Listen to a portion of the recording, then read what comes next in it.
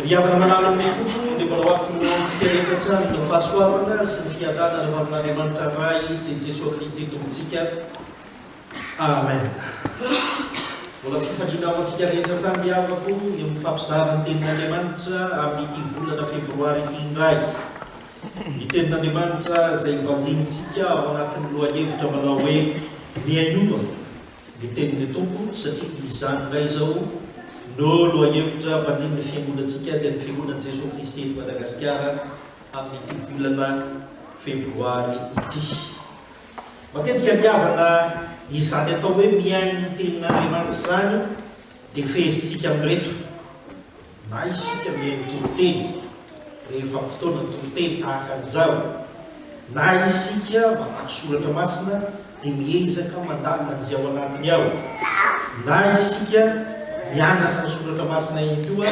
tahaka nataon'ny zanantsika teo reny ao anatin'ny sekolelavy, ny zanantsika ao anatin'ny katekumena sy ny hafa rehetra ihany koa arak'izany. Tsara izany miavaka malala ary efa zava-dehibe ny fanaovantsika an'izany satria mikaroka izay fomba azahoantsika miaino izany tenin'Andriamanitra izany isika. Ny antony dia tsotra ihany, miaino ny tenin'Andriamanitra isika mba ho tena mpiaino tokoa ary mankatao izany sitrapon'Andriamanitra izany. Fa indraindray ny afaka malala dia misy zavatra tahaka an'izao ihany koa nefa olana kely eo amin'ny fiainantsika. Matetika isika mba miaino ihany izany tenin'Andriamanitra izany fa saingy samy manao izay saim-pakany iray anefa rehefa miaino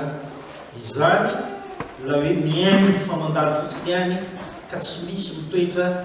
eo amin'ny fiainantsika amin'izay tenin'Andriamanitra mba rentsika tsirairay.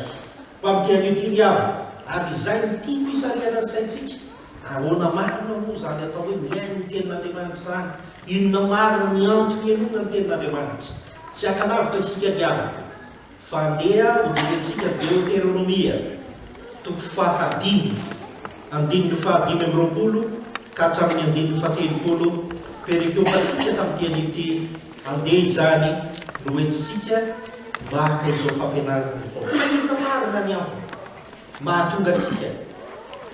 hiaino ny tenin'Andriamanitra? Inona ny antony hitaovana ny zanatsika hiaino ny tenin'Andriamanitra? Inona ny antony mahatonga atsika manome fanjanatsika ho an'ny sekolelavy? Inona ny antony mahatonga ny zanatsika amporisihana hanao katekumena lasa fandray fanasan'ny tompo izay hijoro vavolombelona eto ny nanatsika ny zanatsika amin'ity araka izany.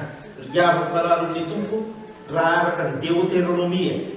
toko fahadimy, andininy fahadimy amby roapolo ka hatramin'ny fahatelopolo dia aka ho fantatsika tsara fa misy antony anankiroa farafahakeliny tiako hifampizarana aminao amin'izany. Miainoana ny tenin'ny tompo ianao fa hotody amin'ny lalaka alehanao. Miainoana ny tenin'ny tompo ianao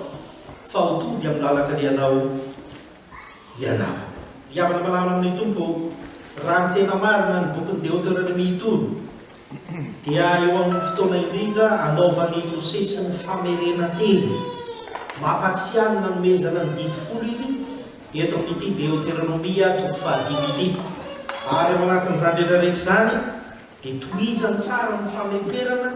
mialohan'ny hidirana ny tany Kanana, andeha hamakivaky amin'ny any anefitra sy ny hafa rehetrarehetra ny zanak'Israely eto ka mamempetra tsara izy ny amin'ny anarahana ny sitrapon'Andriamanitra izay atoron'Andriamanitra aminy ho amin'izany lalana izany. Ary eo indrindra dia hitatsika ao amin'ny andininy fahasivy amby roapolo ny filazany azy amin'ny anaran'ny tompo manao hoe koa tanireo mba hanao arak'izay efa nandidiny Jehovah Andriamanitra nareo anareo aza mivily nao amin'ny akavanana nao amin'ny akavia. Riavana malala amin'ny tompo ny tanjon'ny Mosesy eto dia tsotra ihany, tsy maintsy tonga any amin'ny tany fampanantenantsika ary tsy maintsy tonga any sika. Ny fepetra voalohany dia izao menozy ilazaiko anareo, ilazainy Jehovah Andriamanitra anareo nolazainy amintsika dia izao aza mivily nao amin'ny akavanana nao amin'ny akavia. Riavana malala zava-dehibe tokoa izany ary isika matetika rehefa mandeha lalana anankiray indrindra ka mbola tsy haintsika dia fombatsika no manontany mba haloron'ny lalana ny anatony dia tsinona fa mba hahatonga atsika mitody soma tsara ny amin'izany lalana zany ary dia na dia indraindray aza ny avako tsy mazava tsara ny aton'ny olona atsika dia miezaka ihany tsika manaraka anjila zainy ary dia tody soma tsara ny amin'izany fa misy koa fatatsika tsara ny avako fa misy koa nefany izay mba manontany any kanefa tsy manaraka zay lazainy atoron'ny olona mahafantatra ny lalana dia mazava ho azy fa tsy mba hotody any amin'izany toerana zany izy na hotody ihany fa somary elaela na taraiky vao tafita amin'izany fitiavana malalo amin'ny tompo ny fitiavana Andriamanitra atsika dia tsy tiany mba ho very an-dalantsika eto amin'ity fiainana ity fa tian'Andriamanitra mitody isika nomen'Andriamanitra taona vavavalo amin'ny 12 isika tsy tian'Andriamanitra ho reraka eny an-dalana isika fa tian'Andriamanitra mitody indray ka hatafita ity taona 12 ity atsakany sy an-dalany izany ny fitiavan'Andriamanitra atsika ry avana ary izany no tiako hifampizarana aminao amin'ny teny ity enoa ny tenin'Andriamanitra fa izy no manoranao ny lalana tokony alehanao izy no manoranao ny antony izay tokony ataonao sy zavatra tokony ataonao ny fiainanao miaino ny tenin'Andriamanitra ary rehefa miaino zany ianao dia arao atsaka ny sendavany izay tenen'ny tenin'Andriamanitra aminao aoka isika miavana mba tsy hivilivily nao amin'ny akavanana nao amin'ny akavia fa iaino sara kosa izany tenin'Andriamanitra zany midikany hoe mivily mampiavana raha jerentsika tsara ny soratra masina midikany hoe mivily na amin'ny akavanana na amin'ny akavia dia mazava sy tsotra fotsiny ihany na fehezana dia izao mivily ho any amin'ny ratsy miala amin'ny zay akasitran'Andriamanitra raha vadibadikitsika io baiboly io dia midika an'izany rehetrarehetra zany ary tsy eto ihany koa no misy miteny an'izany fa amin'ny fotoana maro anatin'ny baiboly dia misy miteny hoe mivily miakaviana miakavanana ny voambolana hoe mivily dia midika fa hoe miala amin'Andriamanitra fa roboka any amin'ny fanaovaratsy arak'izany nefa tsy tian'Andriamanitra zany fa raha tanterakitsika miaino ny tenin'Andriamanitra miaino ny sitrapony isan'andro isan'andro dia tsaroviny avako fa tafita amin'ny fiainantsika isika izany ny taomanantsika isan'andro manao hoe vakio nofinay izany ny tenenantsika isan'andro manao hoe mba manana fotoana mamaky baiboly izany nanaovantsika fanekena ety amin'ny altara no hoe azoto amaky ny baiboly isan'andro manareo zay manompo an'Andriamanitra kefa nanao zany izany mahatonga atsika hoe tsy tafandromany fa mandeha mamonjy ny fiangonana mba azahoantsika mahatsaka fa miaino ny tenin'Andriamanitra isika ka tsy ho very amin'ny lalana izay rehetra ataontsika ambokony oabolana riavo oabolana fa efatra andino fahafito amby roapolo dia misy manao amin'izao amin'ny anaran'ny tompo manao hoe aza mivily nao amin'ny akavanana nao amin'ny akavia esory amin'ny ratsy ny tongotrao manambara zany fa miteny amin'ny zanak'Israely eto ny tompo mba tsy voasaky ny fahakam-panahy ka iaino feo afy ny lalana iny ka hivilo amin'izany ry havana malalo amin'ny tompo tadidio foatran'izany koa isika fifaliana ho an'ny tompony mahita atsika ary mitanjo ny tompo amin'ny fiainantsika amin'ity taona 12 ity dia vitana ihany tsy horeraka an-dalana isika tsy hivelively isika fa ny antony dia mba ho tafita amin'izany lalana zany isika rehatitsika tokoa mitody amin'izany lalana zany dia izao miainoa miteny tompo ary aza mihaino feo hafa akoatra ny feon'ny tompo izay manan-kambara sy mana ho tenenina aminao isan'andro isan'andro dia afaka malala misy zavatra anankiray eo amin'ny fiainantsika andavanandro izay tiako hifampizarana aminao amin'ity an'ity fa mahafinaritra ery fifalianao atsika ny havana raha mba maniraka ny zanantsika isika ka handeha rery izy dia atolotsika ny lalana izay ho andehky raha tonga soa tsara amin'izany izy ka nanaraka tsara izay nytenentsika dia akory ny hafaliantsika fa manam-pifaliantsika manana zanakahely manombo atsika tokoa fa raha indrisy nefa fa sanatria indraindray moa ny ankizy ihany ka ninono fotsiny teninao fa tsy mitaterahana fa ilaozany ny vily lalakafa sy ny sisa sy ny sisa tsy nanaraka ny toromarika izay nomeny atsika izy dia malahelo isika izany fampianarana izany dia tsy misy hafa ny tompo izay tenantsika raha laozantsika mivily lalakafa miala amin'Andriamanitra dia tadideo fa malahelo ny tompo satria tsy nakato izany isika miavana malalo amin'ny tompo efa niaino ny feon'ny tompo isika efa fantatry ny tompo ianao sy ny fiainanao io taditio zany fantatry ny tompo ianao fa mety manana olana fantatry ny tompo ianao fa mety faly fantatry ny tompo ianao fa mety misy fanirina ao amin'ny fiainanao amin'ity valome filomboroa arivoty fantatry ny tompo fa mety misy fakapana ny fiainanao fantatry ny tompo fa mety misy adisaina mafy ny anjady aminao koa ao anatin'izany taona valome filomboroa arivo zany kanefa tsarovy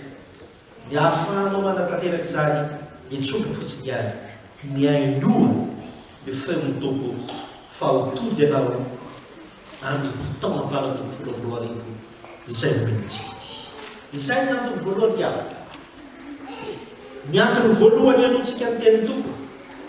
dia ny mahatonga atsika hotody amin'izao fiainana izao fa ny antony faharoa miavaka dia ity tao ny tenin'Andriamanitra isika ny fanatrehany Mosesy sy ny zanak'Israely eto araka nandidiny Jehovah sy nameperan'i Jehovah Andriamanitra azy dia izao ametrao fitokisana ny tenin'ny tompo izay henonao ametrao fitokisana ny tenin'ny tompo izay henonao fa mahasomanao zany ametrao fitokisana ny tenin'ny tompo izay henonao fa mahasomanao izany iavana malalo amin'ny tontolo itianao lazaina amin'izany dia izao aza miaino fotsiny ihany ka manadiny fa rehefa miaino anao ka misy zavatra henonao indrindra ny tenin'Andriamanitra dia ametrao fitokisana fa tanteraky izany satria fantatsika tsara ny tenin'ny tompo izay lazainy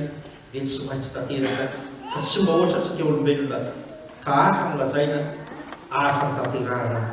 eo amin'ny fiainana hoy ny andiny fahatelopolo ry avana ao amin'ny Deutéronomia toko fahadimy andiny fahatelopolo andiny fahatelopolo azafady fa ny lalana rehetra izay nandidiny Jehovah Andriamanitra reo anareo no alehanareo mba ho velona ianareo ka hita soa ary maroandro any amin'ny tany izay holovainareo izany hoe sady miaino isika no matoky izay lazain'ny tompo fa misy fifaliana eny an-dalana eny ary misy tanjona izay tsy maintsy sotadratsika no mahavariana amintsika olombelona ry avako dia izao mailaka isika manome toky na mailaka isika miaino fa rehefa aveo dia mora adino izany rehetrarehetra zany tsara ove nefa fa tsy matoy zany ny tompo rehefa miteny ka henonao zany teniny zany dia tsara ove fa mahita soa ianao raha mametraka fitokisana amin'izany ao n'Isaia ry havana misy andiny soratra masina anankiray ifampizarako aminao ny Isaia toko faraiky amby efapolo andiny fahafolo Isaia toko faraiky amby efapolo andiny fahafolo izao ny voalazany eo hoentsika manamafy zany hoe rehefa mametraka ny fitokisantsika amin'ny fiainantsika isika amin'ny tenin'Andriamanitra izay henontsika dia tanteraka aminao zany fa tsy hoe anganongano fotsiny ihany hoy ny Isaia toko faraiky amby efapolo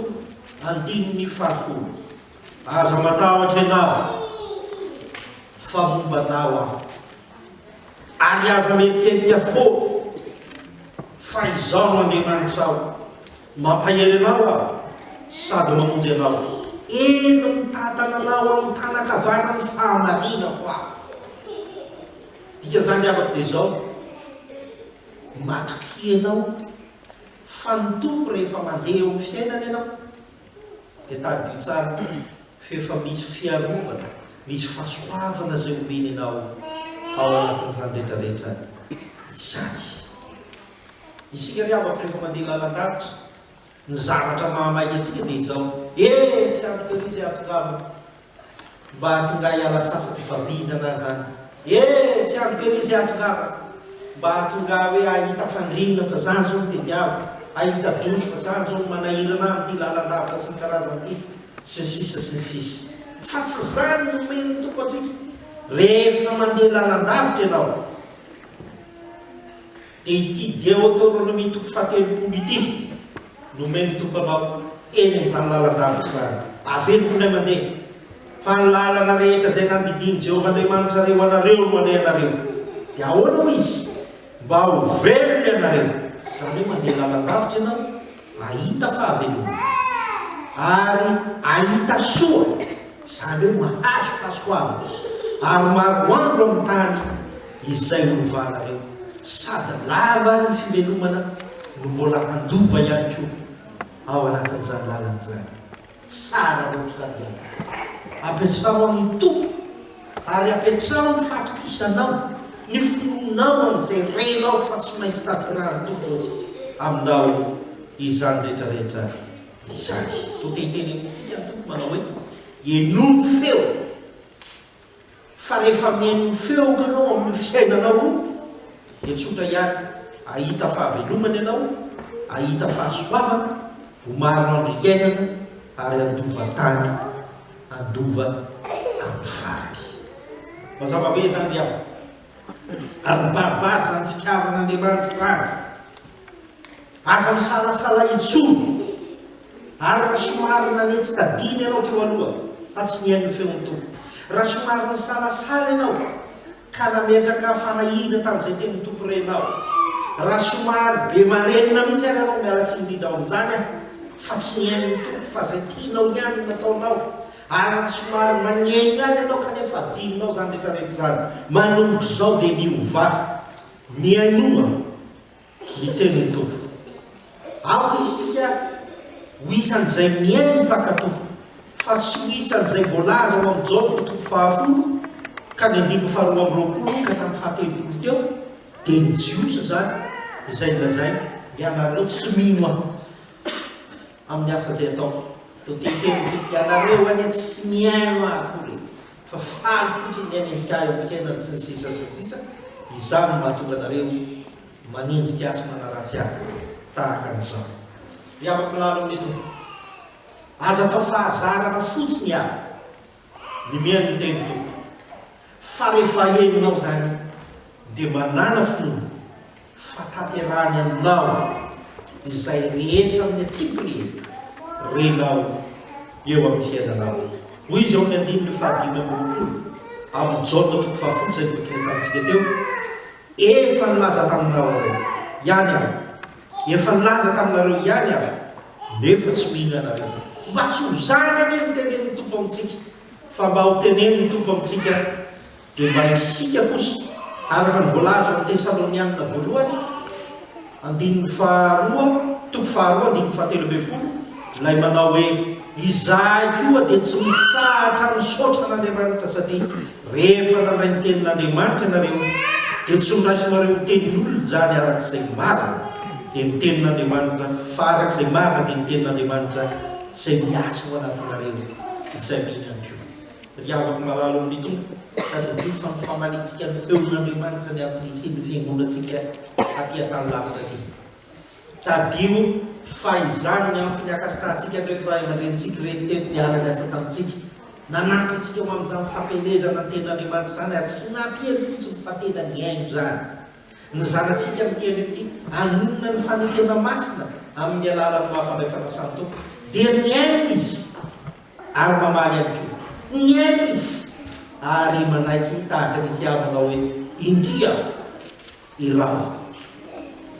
koa fifanino mahariavana ny zaza ny tenin'Andriamanitra zany amintsika mba izy tikanao ny fiainanao zany rehefa miary eto anao ary tsy andalo fotsiny ihany ka lasa ny rivotra ovelany ao sy ny atsika fa hitoetra amin'ny fiainantsika rehetrarehetra miaino ny tenin'Andriamanitra miaino ny tenin'ny tompo fa tsy maintsy mitody ianao amin'ny lalaka alianao rehetra ary indrindra miaino ny tenin'ny tompo ametrao fitokisana ny tenin'ny tompo fa mahasoanao sy mahita fahasoavana ho amin'ny fanaovana izany ianao Amen.